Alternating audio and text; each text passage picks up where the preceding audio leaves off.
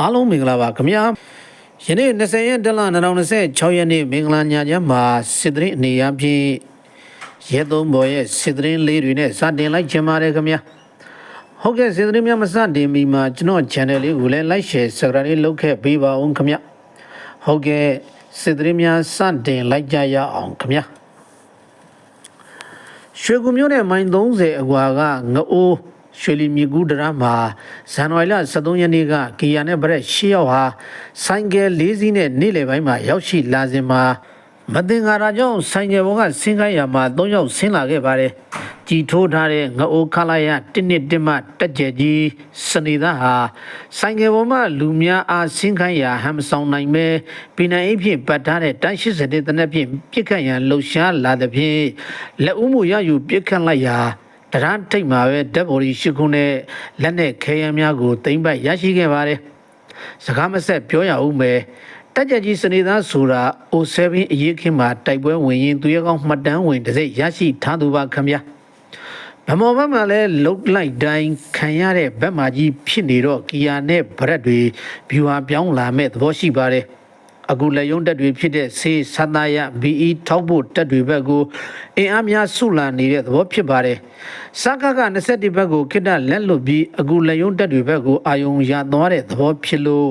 မိမိဘက်ကစစ်ကူပြစ်ကူလက်ဦးမှုရရှိဖို့အတွက်ပြင်ဆင်ဆောင်ရွက်နေပါပြီခင်ဗျာ။ကွန်ပျူတာတက္ကသိုလ်ဘက်ကိုလည်းစစ်ကူတပ်ဖွဲ့အင်အားထပ်ဖြည့်ထားနိုင်တာကလည်းအားတက်စရာပါပဲ။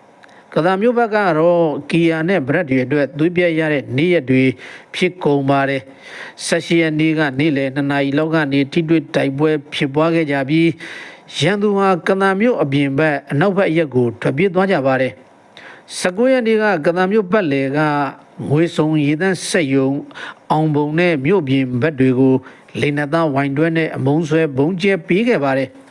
ရန်သူဘက်ကကသာမျိုးအနီးကပ်လို့မရအောင်တော့မြေပြင်ရောဝေငှပါဘူပေါင်းတိုက်ခိုက်လျက်ရှိပါတယ်တပကခွင်ဘက်မှာတော့19ရက်နေ့ကကြိုတင်မဲပေးနေတဲ့ပဲနွယ်ကုန်းမြို့ပေါ်ရက်ွက်များမှာနေ့လယ်2နာရီကျော်ခန့်ကပဲနွယ်ကုန်းအရှိဘက်သဲကောရွာနာကို drop ဘုံတစ်လုံးပေါက်ကွဲမှုဖြစ်ခဲ့ပါတယ်တမတော်စစ်ကြောင်းကပဝန်းကျင်နေမြေရှင်းလင်းရာပဲနွယ်ကုန်းမြို့နယ်မအူရွာမှာရှိနေတဲ့ငပွေးပရက်ဘူပေါင်းစကန်ကိုဒေသခံများရဲ့သတင်းပေးပို့ချက်အရဝင်ရောက်ရှင်းလင်းခဲ့ပါတယ်။ရန်သူထံကနေဓာတ်ဘော်ဒီ6ခုနဲ့လက်နက်ခဲယမ်းများသိမ်းပိုက်ရရှိခဲ့ပါတယ်။ပဲနွယ်ကုန်းကိုညိုးနေတဲ့ကောင်တွေငပွေးနဲ့ပရက်တွေရဲ့ယာယီချစ်ကုတ်စခန်းမှာမိရှို့ဖျက်ဆီးခံလိုက်ရတဲ့အပြင်ရန်သူများဟာထွက်ပြေးရတဲ့ဘဝရောက်ကုန်ပါတယ်။ဝန်သူမြို့သိမ်းတိုက်ပွဲကလည်းအိမ်မက်လိုဖြစ်နေရပါတယ်ဗျာ။ဝန်သူအနီးတဝိုက်ကကြီးရွာတွေဘက်မှနေရာနဲ့တိုက်ပွဲများဖြစ်ပွားလျက်ရှိပြီး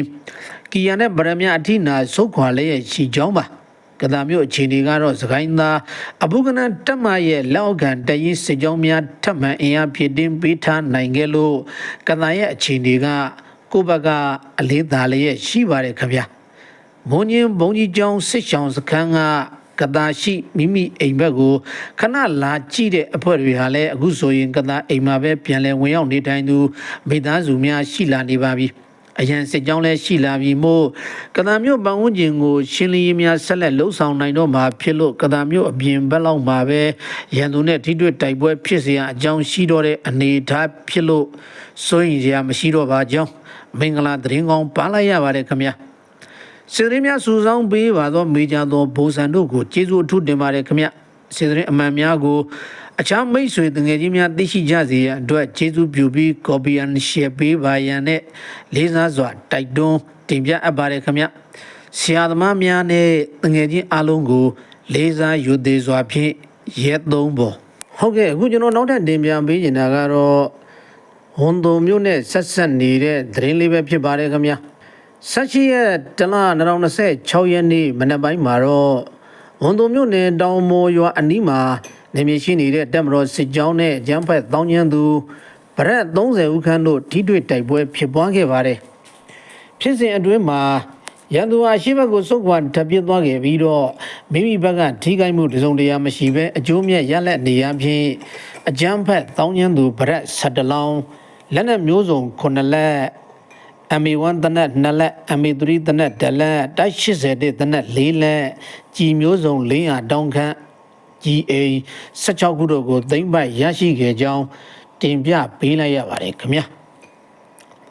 ဟုတ်ကဲ့အခုကျွန်တော်နောက်ထပ်တင်ပြပေးနေတာကတော့ရှမ်းပြည်နယ်စီဆိုင်မြို့နယ်ဆက်ဆက်နေတဲ့သတင်းလေးပဲဖြစ်ပါတယ်ခင်ဗျာ18ရက်ဒလ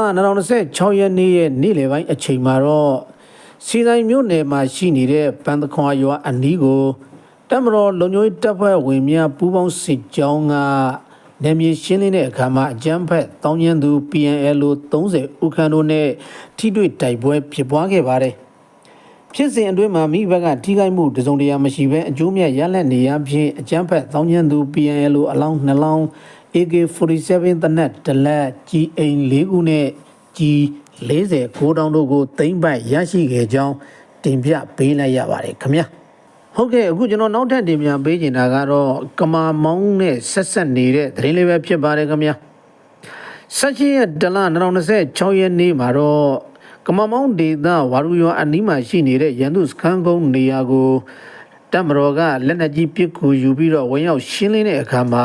ထိတွေ့တိုက်ပွဲဖြစ်ပွားခဲ့ပါတယ်ညနေ6နာရီအချိန်မှာတော့ရန်သူစခန်းကိုအလုံးစုံသိမ်းပိုက်ရရှိခဲ့ပြီးဖြစ်စဉ်အတွင်းမှာမိဘကစစ်တီတူနိုင်ငံတော်အတွက်အသက်ပေးလူခဲ့ရကစစ်တီတူမစိုးရင်ရဒဏ်ရာရရှိခဲ့ပါတယ်အကျိုးမြတ်ရလက်အနေအချင်းအကြမ်းဖက်တောင်းကျမ်းသူ KNLA ပလက်ဘရက်၄လုံးလက်နက်မျိုးစုံ2လက်မှာ M16 တနက်တလက် AK47 တနက်တလက် GA 2ခုရှစ်ရမိုင်း5လုံးပစ်ချင်း18ချင်းနဲ့ဘန်ကာ15လုံးတဲ4လုံးတို့ကိုတွေ့ရှိသိမ်းပိုက်ရရှိခဲ့ကြောင်းလေးစားစွာတင်ပြပေးလိုက်ရပါတယ်ခင်ဗျာဟုတ်ကဲ့အခုကျွန်တော်နောက်ထပ်တင်ပြပေးချင်တာကတော့လမိုင်းမျိုးနဲ့ဆက်ဆက်နေတဲ့သတင်းလေးပဲဖြစ်ပါတယ်ခင်ဗျာ18ရက်ဒလ2026ရက်နေ့ညနေပိုင်းအချိန်မှာတော့လမိုင်းမျိုးရဲ့မြောက်ဘက်မီတာ1400ကအကွာမှာရှိနေတဲ့အောင်တပြေရွာအနီးကိုတပ်မတော်လုံခြုံရေးတပ်ဖွဲ့စစ်ကြောင်းများကနေမြေရှင်းလင်းတဲ့အခါမှာအကြမ်းဖက်တောင်းကျမ်းသူများဖြစ်ကြတဲ့ KNLA 20ဦးခန့်တို့နဲ့ထိတွေ့တိုက်ပွဲဖြစ်ပွားခဲ့ပါတယ်ဖြစ်စဉ်အတွင်းမှာရန်သူဟာစုခွာထွက်ပြေးသွားခဲ့ပြီးမိမိဘက်ကထိခိုက်မှုတစုံတရာမရှိဘဲအကျိုးမြတ်ရလက်နေရဖြင့်အကြမ်းဖက် KNLA 4လောင်းနဲ့ M22 တနက်တလက် GA 2ခု G150 တောင်လက်ပစ်ပုံးတစ်လုံးတို့ကိုသိမ်းပိုက်ရရှိခဲ့ကြောင်းလေးစားစွာတင်ပြပေးလိုက်ရပါတယ်ခင်ဗျာဟုတ်ကဲ့အခုကျွန်တော်နောက်ထပ်တင်ပြပေးချင်တာကတော့ရှန်နရီမိုးရေးသားတဲ့သတင်းဆောင်မလေးတွေပဲဖြစ်ပါတယ်ခင်ဗျာဒီကနေ့မြန်မာရဲ့တင်ပြချက်ကပိုပြီးအသေးစိတ်လာသလိုနေမြေပြိပကဖြစ်ပွားတဲ့အထူးသဖြင့်အာစာအတိုက်ခံရတဲ့ကြီးရွာတွေရဲ့အခြေပြဇရာမြေပုံအချက်လက်တွေကိုခုနှစ်တက္ကရာရဲဆွဲအခိုင်အမာနဲ့တင်ပြလာတာတွေ့ရပါတယ်ကျွန်တော်ဆိုင်ရဲ့အဓိပ္ပာယ်ဖွင့်ဆိုချက်မှာပြစ်မှတ်နဲ့ရွေချက်ထပ်တူကြဖို့ကအဓိကဖြစ်သလိုဂမ်ဘီယာရဲ့ဆွဲချက်ဟာအာစာဖြစ်စဉ်ကိုဖျောက်ပြီးတပ်မတော်ကပဲရွေချက်ရှိလူမျိုးတုံးတပ်ဖြတ်ခဲ့တဲ့အောင်ပုံဖော်ထားတာတွေ့ရပါတယ်အထူးသဖြင့်သူတို့ကိုးကားတဲ့တပ်တွေတွေကလည်း SSM ကနေဒုက္ခသည်စခန်းတွေကလူတွေကိုအင်တာဗျူးလုပ်မေးမြန်းထားချက်ဖြစ်နေသလိုအခုလက်ရှိမြန်မာရှစ်နေတွေကတော့မြေပြင်မှာအာစာကဘယ်နေ့ဘယ်ရက်မှာတိုက်ခိုက်သွားတယ်ဒေသခံဘလောက်သေဆုံးတယ်ဆိုတာမျိုးကြက်ကြလက်ကြတင်ပြသွားနိုင်တာတွေ့ရပါတယ်ဥပဒေရှုထောင့်အရဘယ်နိုင်ငံရေးဖိအားမှမပါပဲဆုံးဖြတ်ရင်တော့မြန်မာရဲ့တင်ပြချက်တွေကအတော်လေးပြည့်စုံနေသလောက်ရှိပါပြီအဓိကအာစာတိုက်ခိုက်မှုကြောင့်နေမြေရှင်းလင်းရေးအကြမ်းဖက်နှိမ်နင်းရေးလုပ်ရတဲ့တပ်မတော်အတွက်ဒီပြိပကဖြစ်စဉ်မှာလူသေဆုံးမှုရှိရင်တော့လူမျိုးတုံးတပ်ဖြတ်မှုဆိုတဲ့အဓိပ္ပာယ်ဖွင့်ဆိုချက်တဲ့ဘောင်ဝင်မှုရှိမနေပါဘူးဆိုတာကိုအသေးစိတ်တင်ပြနိုင်တာတွေ့ရပါတယ်ကိုယ်စားလှယ်နဲ့ရှင်းနေတွေကိုလေးစားမှုကောင်းတာကအချိန်တိုလေးအတွင်းမှာဒီအချက်တွေကိုအသေးစိတ်တင်ပြပြုစုနိုင်ခဲ့တာပါပုံမှန်လင်းလင်းဝေဖန်ရရင်တကယ်လို့တပ်မတော်ကကျူးလွန်ခဲ့ရင်တော့ပြည်တွင်းမှာပဲတရားစီရင်မှာပါလို့ပြောခဲ့တဲ့ဒီဖြစ်စဉ်တွေရှိခဲ့လားတော့မသိပါဘူးစစ်စစ်ဖို့လိုပါဦးမယ်လို့ဆိုခဲ့တဲ့ဘွားတော်အဖွက်တဲ့စာရင်တော့အတော်လေးကိုကျေနပ်အားရစရာကောင်းပါတယ်ဥပမာOxford Dictionary ကြီးထုတ်ပြပြီးရိုဟင်ဂျာရဲ့အဓိပ္ပာယ်ဖွင့်ဆိုချက်ဟာစစ်ကောင်းကလာတဲ့ဘင်္ဂလားစကားပြောမျိုးနွယ်စုရခိုင်ပြည်နယ်မှာနေတဲ့ဘင်္ဂလားလူမျိုးစုဆိုပြီးရိုဟင်ဂျာမရှိကြောင်းချက်ကြလက်ကြပြောခဲ့တဲ့ရှစ်နီမစ္စတာပမောက္ခစတေကာရဲ့စကလုံးတိုင်းဟာလည်းပီတိဖြစ်စေရပါတော်တော်လေးကိုကျေနပ်ရပါတယ် ကျန်းတစ်ခုပြုစုတဲ့အခါအသုံးပြုရတဲ့မတ်သက်ကိုရွေးချယ်ရတယ်လို့ပါပဲဒီနေရာမှာဂမ်ဘီယာကရွေးချယ်ခဲ့တာက SSM ဆိုတဲ့အရင်းမြစ်ကိုအဓိကအားကိုးခဲ့တာတွေ့ရပါတယ်ပိုဆိုတာကအဲ့ဒီ SSM ကလည်းအင်တာဗျူးဆိုတဲ့နီလန်းကိုသုံးထားတာဒီအင်တာဗျူးတဲ့လူတွေကဘင်္ဂလားဒေ့ရှ်ဒုက္ခသည်စခန်းကလူတွေဖြစ်နေပြန်ရောလုံခြုံရေးအရာနာမည်မဖော်ပြထားလေတော့တယောက်တည်းကိုပဲဘယ်နှကြိမ်မေးထားတာမျိုးလားဆိုတဲ့ဝီရောနီတွေဆက်ရှိနေပြန်ပါလေရောအရေးကြီးတာကသူဒေသနာ reset တွေမှာအင်တာဗျူးပုံစံနဲ့လုပ်ကြတဲ့မှတ်သက်တွေက personal ခန်းစားချက်တွေရှိပြီးဘက်လက်နိုင်တယ်ဆိုတဲ့ယူဆချက်တွေရှိနေနိုင်တာအဓိကပြဿနာပါဒီချက်ကိုမြန်မာရှစ်နေမစ္စတာစတေဂါကအဓိကမိမောင်းထိုးထောက်ပြတာရှစ်မှာလဲရိုဟင်ဂျာနဲ့ပတ်သက်ပြီးကိုလိုနီခေတ်ကာလနှစ်ပေါင်း100ကျော်မှာရိုဟင်ဂျာဆိုတဲ့လူမျိုးအင်္ဂလိပ်မှတ်တမ်းထဲမှာမရှိဘူးလို့ဒီရှစ်နေကပဲရှောက်လဲချက်ပေးခဲ့တာအခုဂမ်ဘီယာဘက်ကကိုးကားနေတာက1950ကျော်ကာလကအဖြစ်အပျက်တွေပါပဲဦးနုလက်ထက်ဆိုတာကဘူဂျာရင်တွေလက်နဲ့ချတာကနေနိုင်ငံရေးလူလားချက်အရာလိုက်ရောပေးခဲ့ရတာဘလို့ပဲကြီးကြီးကိုလိုနီခေတ်မှာတော့မရှိခဲ့တဲ့လူမျိုးကဦးနုပဋ္ဌဆလက်ထက်ရောက်မှမိုးပေါ်ကကြမလာနိုင်ဘူးဆိုတာတရားရုံးလဲစင်ញဉဏ်ရှိရင်သိမှာပါပဲမြန်မာရှင်းနေတယောက်ဖြစ်တဲ့မစ္စတာကော့ဘော့ထောက်ပြတာကဂမ်ဘီယာဆွဆွဲခဲ့တဲ့ကြီးရွာ73ရွာအခြေအနေကိုမြေပုံတင်ပြီးတစ်ဆက်တည်းတိတိကျကျခြေပရှင်းလင်းတာကောင်းတာကအင်္ဂလိပ်အဆန်အပြင်ရခိုင်ပြည်နယ်ကဘင်္ဂလီအာဆာတွေရဲ့အကြမ်းဖက်တပ်ဖြတ်မှုတွေကိုအသေးစိတ်သတင်းစာရှင်းလင်းပွဲတစ်ခုလိုမိနစ်40ကျော်လောက်ရှင်းပြသွားတာပါဘလို့ပဲဖြစ်ဖြစ်ဂမ်ဘီယာရဲ့လူမျိုးတုံးတပ်ဖြတ်မှုဖြစ်စဉ်ကသူတို့တရားမစွဲခင်ကလေးကမူတာဝါဒကဘာပတ်နေခဲ့တာလဲကြားပါပြီနိုင်ငံတခုကိုရောက်တုံးကလည်းတစီသမားတယောက်ကမွတ်စလင်ကိုးကွယ်တဲ့သူကိုကမြန်မာနိုင်ငံကလို့မိတ်ဆက်ချေ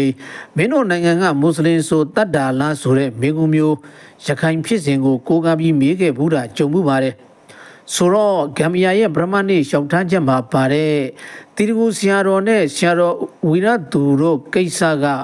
ဘာသာတစ်ခုကြားကအဖြစ်အမှန်မသိကြတဲ့သူတွေကြားပိုအမုန်းတရားကြီးအောင်ဆွပေးလိုက်တယ်လို့ပါပဲဘင်္ဂလီယာနိုင်ငံသားမဟုတ်ခိုးဝင်ဖြစ်တယ်အရင်နဆကရှီတုံးကတော့ထိမ့်ဖို့သိမ့်ဖို့ခက်ခဲခဲ့ရင်အခုလိုအခြေအနေမျိုးဆိုဝယ်ရမရှိတော့ဘူးဒီဒေသဟာနေတိုင်းသူဥယျာဉ်များလာတာနဲ့2008ချေဦးရနိုင်ငံသားအခွင့်အရေးတွေတစ်ချိန်ချိန်ပေးလာရတော့မယ်ဆိုလိုတာကဒီဒေသကိုလူဦးရေကသတ်မှတ်ပမာဏပြည့်လာရင်အထူးဒေသတောင်းလာတာမျိုးကြုံလာရတော့မှအသေးချပါပဲလက်ရှိအခြေအနေရမြန်မာတွေဘက်ကဒီရှင်းနေနှစ်ယောက်ရဲ့ရှောက်ထားတင်ပြချက်တွေကအချက်လက်ခိုင်မာပြီးအားကောင်းတာတွေ့ရပါတယ်အဓိကတပ်မတော်ဟာရည်ရွယ်ချက်နဲ့နေမြေရှင်းတာမဟုတ်ဘူးအာစာတိုက်ခိုက်မှုကြောင့်ဒေသခံတိုင်းရင်းသားတွေသေဆုံးခဲ့ရတာကြီးရွာတွေပျက်စီးခဲ့ရတာဒီအတွက်ကြောင့်သာတပ်မတော်ကအကြမ်းဖက်နှိမ်နင်းရေးစစ်စင်ရေးဆင်နွှဲရတာဆိုတဲ့အကျိုးအကြောင်းစီချော်မှုရှိတာတွေ့ရပါတယ်ရှင်းနေမစ္စတာကော့ဘာရဲ့ရှောက်လဲချက်ကိုနားထောင်တဲ့အခါမြန်မာအစိုးရတွေအနေနဲ့ဒီဖြစ်စဉ်စဖြစ်ကြတဲ့ကနိုင်ငံတကာသိနိုင်မဲ့သတင်းစာရှင်းလင်းပွဲတွေလုပ်နိုင်ခဲ့ရင်အတော်လေးကောင်းခဲ့မယ်လို့တွေးမိပါတယ်ခုကကိုတိုင်းရင်းသားတွေလည်းလူပေါင်းရာချီအသက်ခံရရဲဘော်ကျန်းကြီးရွာဆိုတရွာလုံးတော်အာစာကတက်သွားသေးတာဆိုတော့ကိုကလည်းခံရလူမျိုးတုံးတပ်ဖြတ်ပါတယ်လို့လည်းနိုင်ငံတကာအပေါ်တရားစွဲခံရမိအင်းနှခါနာရတဲ့အဖြစ်မျိုးကြုံခဲ့လိုက်ရပါတယ်အစိုးရကအကောင်းကတော့နိုင်ငံတကာကအာယုံဆိုင်နေတဲ့ဒီမှုမှာထိန်ချန်ထားတဲ့ဖြစ်စဉ်အမှန်တွေကိုဆွဲထုတ်တင်ပြခွင့်ရတာတခုကတော့အမျက်ပဲပေါ့လေကြံဖန်ကျေးဇူးတင်ရမှာပါရိုနေဆန်းလူရဲ့ live တစ်ခုကိုကြည့်မိတဲ့အခါဘာကိုသူတို့ဘက်ကတထစ်လျှော့လာလဲဆိုတော့မြန်မာဘက်က response လုပ်လာတဲ့ကိစ္စတွေဟာနိုင်ငံတော်အဆင့်နိုင်ငံတော်ဂုဏ်သိက္ခာဆိုပြီးရိုးမြင့်တင်ပြီးကာကွယ်တာကတဘာဝမကြဘူးလို့ဆိုလာခဲ့တာတွေ့ရပါတယ်ဂမ်ဘီယာကဆွဲဆိုတဲ့ဒီအမှုမှာသူတို့စိတ်ထဲသူတို့ရဲ့ရည်မှန်းချက်ကစစ်တပ်လူမျိုးတုံးတပ်ဖြတ်ပါတယ်ဆိုတာကိုပဲအထမြောက်စေချင်တာဖြစ်လို့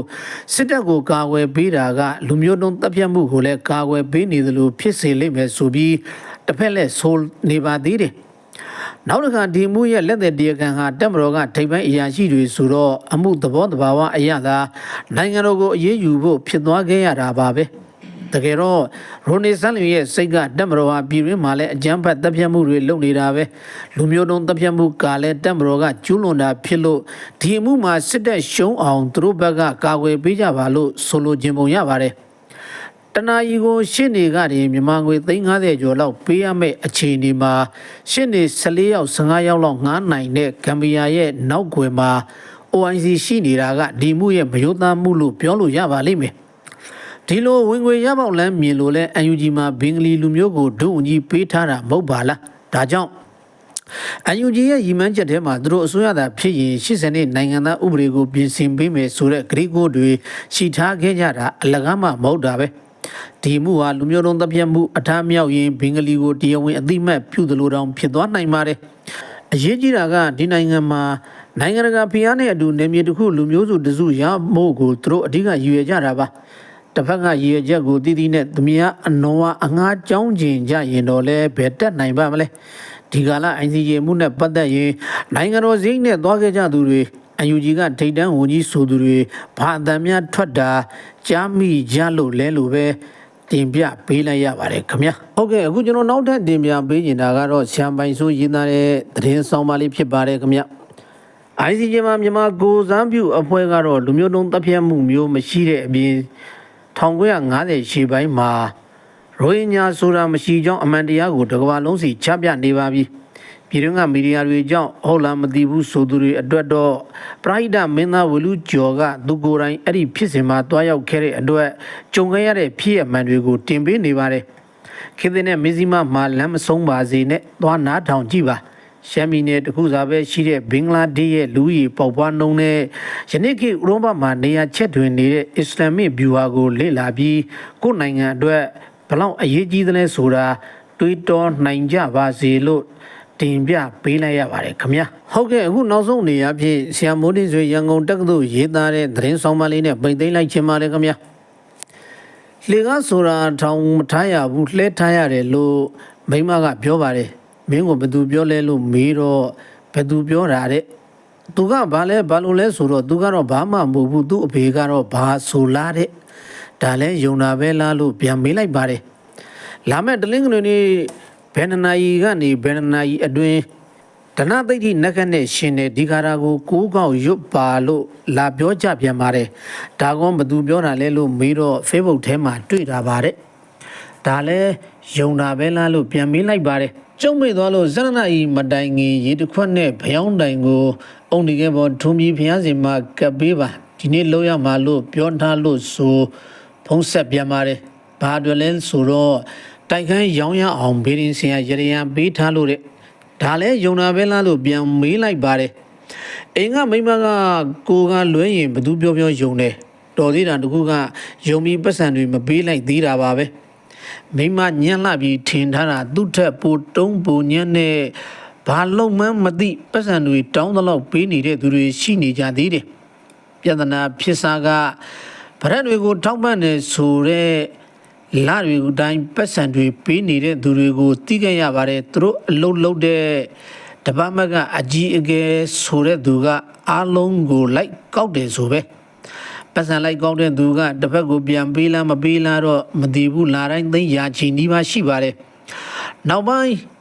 မထောက်ပံ့တော့ဘူးတဲ့မာလဲ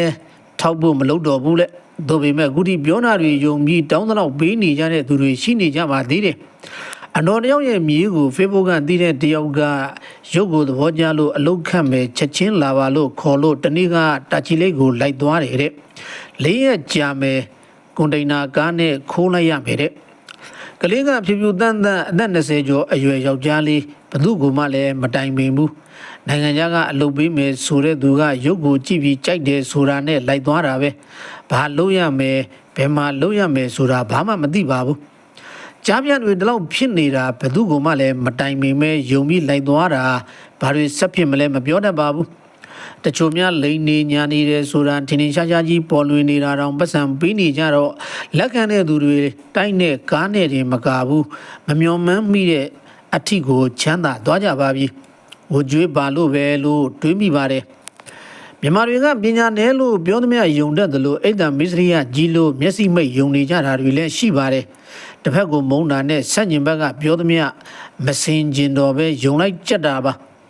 မြန်မာနိုင်ငံမှာနိုင်ငံရေးအကြောင်းသေးချာနားမလဲပဲပြောတာယုံကြလို့2021နောက်ပိုင်းအများကြီးပျက်စီးခဲ့ရပါပြီအခုထိလဲဆက်ပြီးပျက်စီးနေကြတော့မှာပဲ လူလဲနိုင်ငံရေးစားဖားတွေရဲ့ကြားဖြန့်လို့စီယုံပြောဆိုတာကိုမစူးစမ်းမတိုင်ပင်ပဲလိုက်သွားကြတဲ့သူတွေ2021နောက်ပိုင်းမြန်မာနိုင်ငံမှာရှိခဲ့ပါတယ်။ကြားဖြန့်တွေကိုသက်ဆိုင်ရာကဝင်ဖမ်းလဲဥဆောင်လုပ်တဲ့သူတွေကတော့ရုံထွက်သွားကြသလိုနိုင်ငံရေးမှာလဲအာပေါင်းအာရင်တန်တန်နဲ့ပြောပြီးလုံနေကြတာမအောင်မြင်ရင်တခါမှလည်းမအောင်မြင်သေးပါဘူး။အပေါ်ကလူတွေကတတိဖြစ်ပြီးတခြားနိုင်ငံကိုသွားနေကြတာပါပဲ။အောက်ခြေကယုံမိတဲ့သူတွေသာဘဝပြတ်ကုန်ကြတာပါအခုလဲဂမ်ဘီယာတရားစွဲလို့ရှုံးသွားရင်ရောရမယ့်ငွေတွေကိုတော်လှန်ရေးအစိုးရတက်လာရင်နိုင်ငံတကာကရောပေးမယ်တဲ့အစိုးရတစ်ကလူအခွင့်အရေးလေးစားတဲ့အစိုးရဖြစ်တာကြောင့်နိုင်ငံတကာကပြန်လည်ထူထောင်ရေးရန်ပုံငွေတွေပေးမှာတဲ့မြန်မာနိုင်ငံရှုံးအောင်ဆူတောင်းကြပံ့ပိုးဝိုင်းရံကြလို့ပြောနေကြပါတယ်ပြောတဲ့သူတွေကတော့သူ့တာဝန်ရပြောနေမှာပဲယုံတဲ့သူတွေကဘာပြောယုံနေရင်တော့ကိုယ်ကိစ္စဖြစ်သွားပါပြီ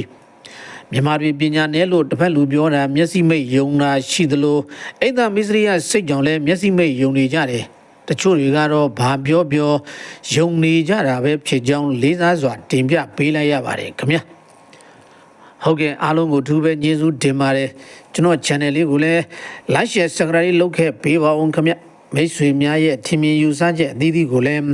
လွတ်လပ်ပွင့်လင်းစွာရိုင်းဆိုင်မှုမပါကွန်မန့်မှာဝင်ရောက်ဆွေးနွေးရေးသားအကြံပြုနိုင်ကြောင်းလေးစားစွာတင်ပြပေးလိုက်ရပါတယ်